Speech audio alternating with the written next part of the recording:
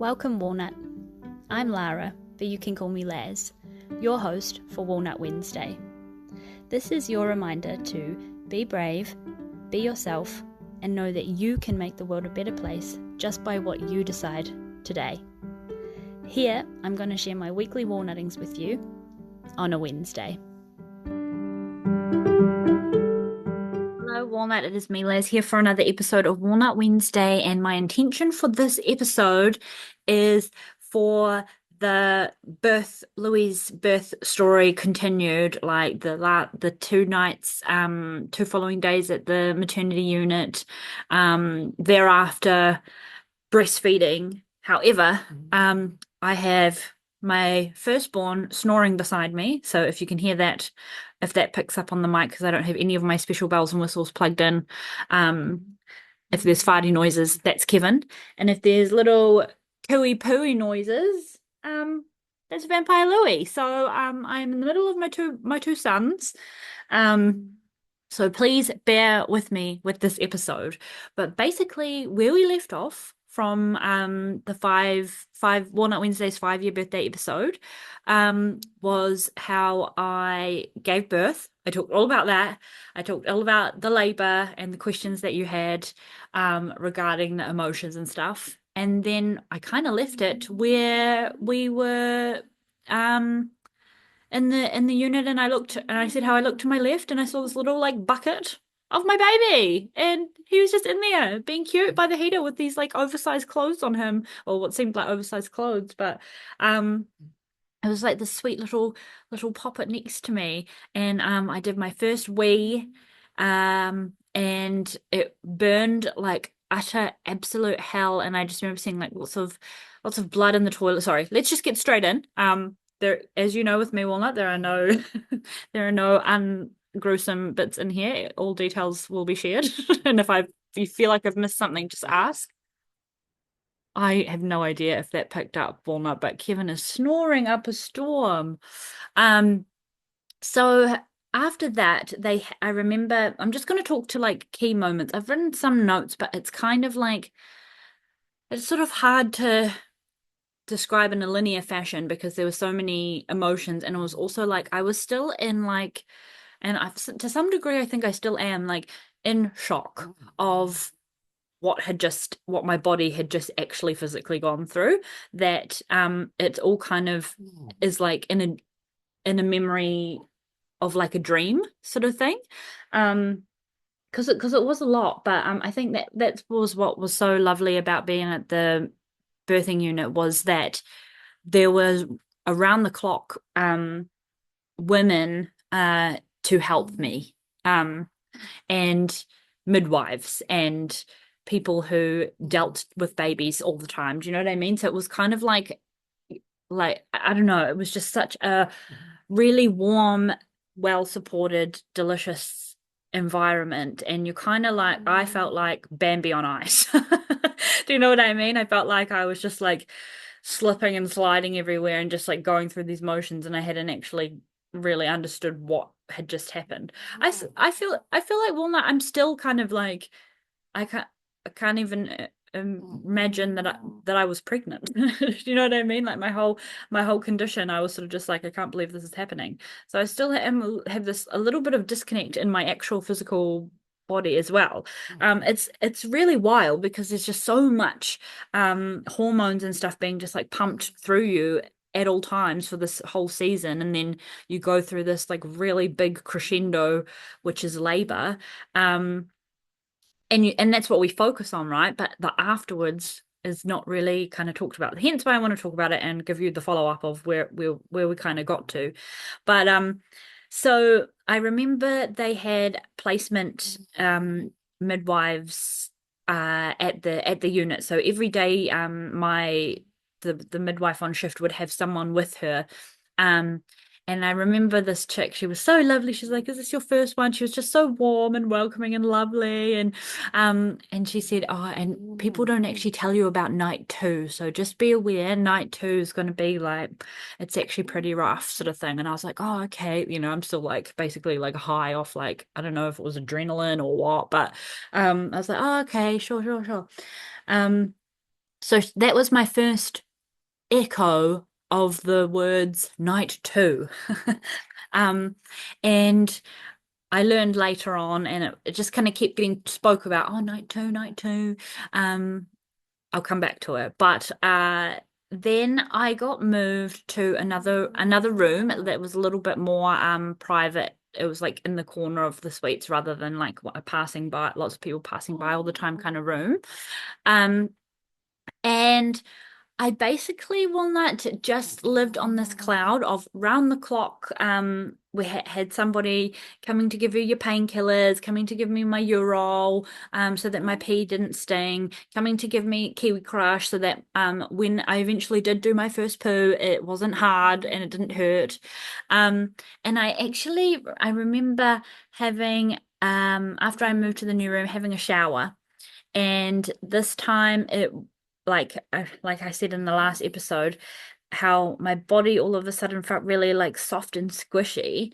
It was kind of like really surreal because I just everything was just so like sensitive and delicate and I just felt like a frail little old lady. But this was when I was in the shower because when after I gave birth in that first shower that I had, I didn't really like touch anything. In all fairness, well, I still haven't touched anything. It's still a mystery down there. I still have fear. Um, but on the second shower, when I had moved into my own sort of like in the more private room, I did touch things and I touched my butthole and I was like, eh? I feel like that wasn't there before. So after I sort of, I wouldn't even say I dried myself off because I you kind of like I patted myself. I just felt so delicate. I felt so fragile. Um, and I remember being like, I need to look to see if this looks like what it feels like how I've talked about in a previous episode, like an actual mushroom garden. Like, what the fuck?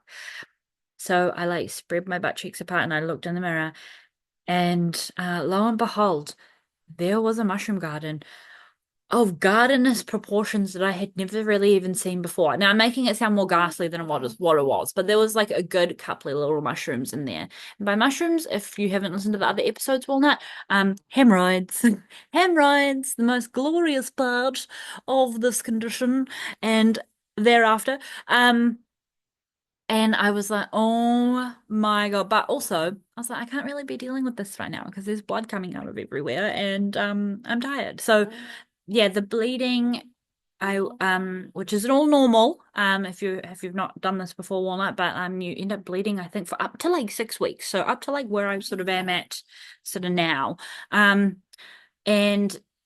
I just wore, this is where I was talking about the last episode, Walnut, where just don't be afraid of wearing nappies. And also, I forgot to say that nappies, the adult nappies are very generous in size. I think I bought a size large and I'm a size 16.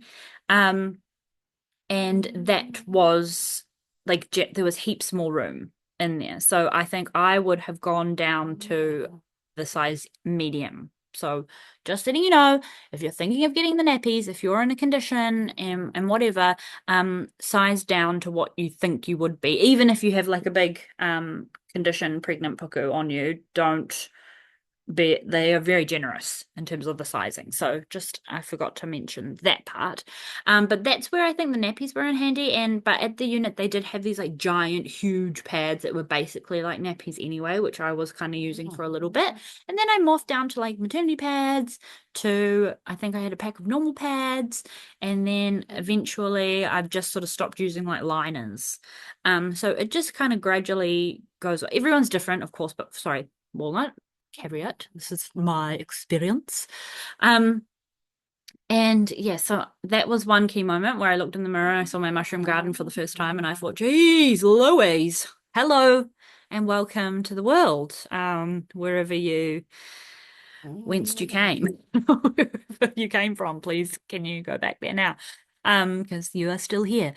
And then it was basically just like the training wheels for having a little tiny human along for the ride with you. And my memories of the maternity unit Walnut are just like this like dream cloud of, like I said, round the clock support, someone giving you painkillers all the time, giving you all the things that you need, asking you what you want for breakfast, lunch, and dinner, and it being just a wholesome, wonderful meal. And then in between that, Geordie would arrive, and we have visitors, which was just the parents, just close family, and you learning to care for a baby, which sounds simple, but you kind of you don't really know until you know.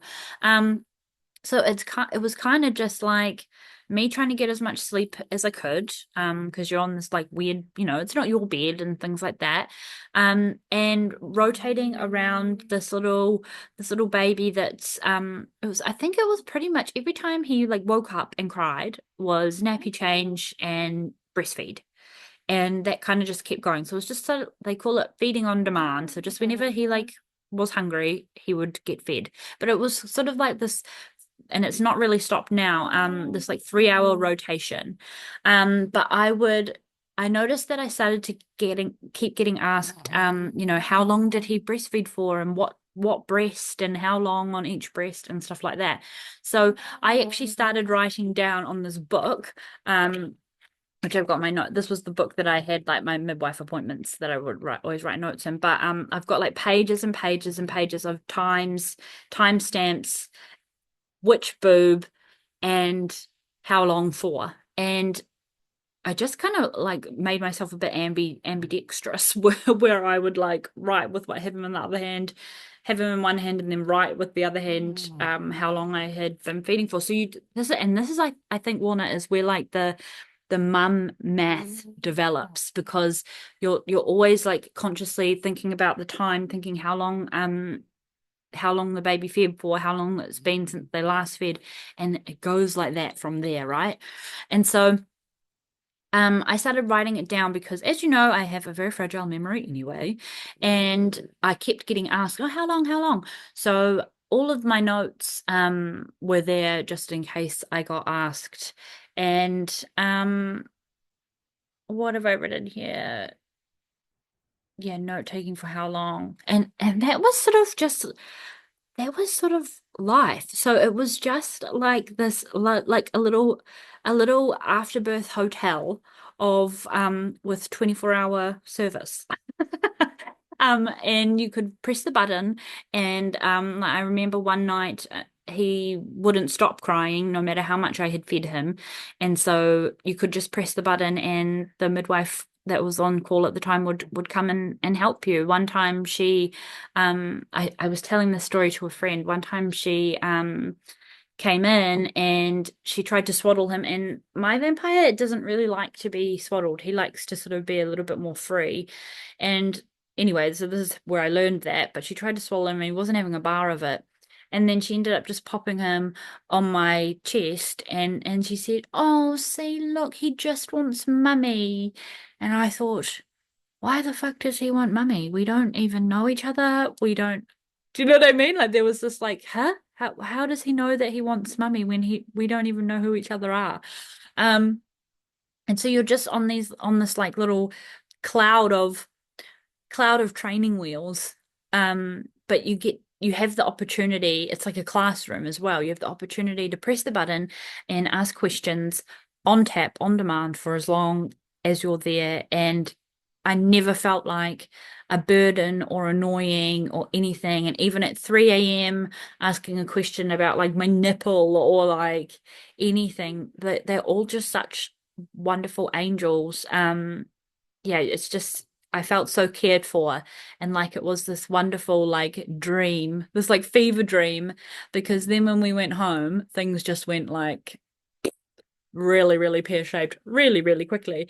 Um, so I remember them saying on my last night, like, "Are you going to stay another night?" And I said, "Well, look, yeah, I mean, if you have the room, absolutely, I would love to stay another night, because of that, night two is the hardest, night two is the hardest." And that's when they kept talking about this night two thing, and that they think I should stay. And typically, babies will cluster feed because my milk was due to come in. It usually comes in on night two, etc., etc., etc. So this whole time of this like feeding thing, what you're do like you're training your boobs and your like you're training your baby to teach your boobs to make enough milk for what the baby needs, sort of thing. So apparently this like fed night two thing is where the milk actually starts to like come in officially. And so you get this big hormonal gush. It's like all the things, lots of crying, lots of painfulness, sore nipples, and not very much sleep because the baby just wants to like cluster feed, which basically means they eat, sleep for a second, and then want to eat some more. Um, so I said, yeah, of course. I mean, I've got this like looming night two thing coming up. So like if I can get the support from you guys, absolutely, I'd love to stay. So I stayed and I woke up the next day and we just had a normal sort of routine night every couple of hours, getting up and doing my thing and writing the time down and everything, and nothing happened. So it was like, okay, and had my delicious breakfast, and then she said sort of like, look, when are you thinking of going home today? And then we were like, yeah, we'll just kind of like mosey on with we think we've got this. And obviously it must have been because someone was going to come in today perhaps. And she said, okay, you need to be out by 11. And then all of a sudden it was like we were just packing our bags, and I think I managed to get a shower in, and got dressed and left. And it was just like straight away we just left. And yeah, I just remember being like, what do I cried. I cried so much because I was like, I don't know what to do. I don't know what to do when I feel like I need to press the button and ask a question. Um you can ring your midwife, Walnut, in those wanting to press the button times. Um, but yeah, I just didn't really know what to do. And then all of a sudden we were just at home. And because Vampire Louie was born on, I think, it was the Friday night, that was the weekend that we were sort of meant to like finish setting up our stuff because he wasn't due for a few more days. And we had just got back from the Auckland trip. So it was all a bit kind of chaotic. We didn't have anything really like set up properly. But the first thing was first when we got home was for Kevin to meet Louie. And after he was born, Geordie took home, I think, one of the beanies that we had on his little head, for Kevin to sort of sniff and stuff, before he met him a couple of days later. So Kevin had already like smelled the smell, and Kevin was again gory detail, but after my water broke, I kept the pads because the midwife was asking about them and everything. So I had them in like a snap lock bag in the bathroom. Um, and so Kevin had already like caught wind that this was something biologically happening. And yeah, so he had already like been in the bathroom sniffing the snap lock bag. He'd already sniffed the beanie that Geordie brought home the next day. And then when we got home, yeah, he just met him and gave him a sniff and was like, okay. He kind of just knew what everything was about. And we brought our little like snooze pod down into the lounge, and that's kind of where we just sort of hung out for a little bit because we didn't really know what was going on or what to do or where to put him. And I remember, Walnut, when a couple of nights before I went into labor, I think Kevin was really on me. Like he was on patrol for his mum. Like one night, he was sleeping at the end of my bed, and Geordie came up into the room. It was all dark, and he started barking at Geordie. Like he was like really looking after his mum. So I think Kevin was really in tune with sort of what was going on. There wasn't too much need for this big introduction between him and the baby. He kind of just already knew what was going on. And like I said, now Kevin, if the baby is crying, Kevin will come up to me to be like, Mom, he's crying. He'll always be sort of next to his little bed with his little chin on it. He always wants to be close by, protecting and looking at making sure everybody's okay. So Kevin has been absolutely amazing. And on my like late night in the middle of the night pumps now, which I'll get to some exclusively pumping, um Kevin will be sat behind me or at my feet or, just close by just to reassure me that he's okay, that everything is all right. So he's actually been the best little companion through all of this when we got home for us, my little firstborn wonderful son. Um, and the 3 hour schedule thing sort of continued, but the main like I'm gonna do an episode, Walnut, on the things that I'm thinking about now that I wish I'd done throughout pregnancy and that I had kind of prepared for because I really, Walnut, was quite naive and had no idea. And the reason why I was quite naive and had no idea was because there is all this stuff that you can get and buy and do now that I kind of just almost went, well, I'm not going to get any of it then because I didn't know what my baby would be like. Even like the sleep suits, there's different ones for if the baby likes to have their hands up or likes to be swaddled. So I didn't get any of those things because I didn't know what the preference of my kid would be, right?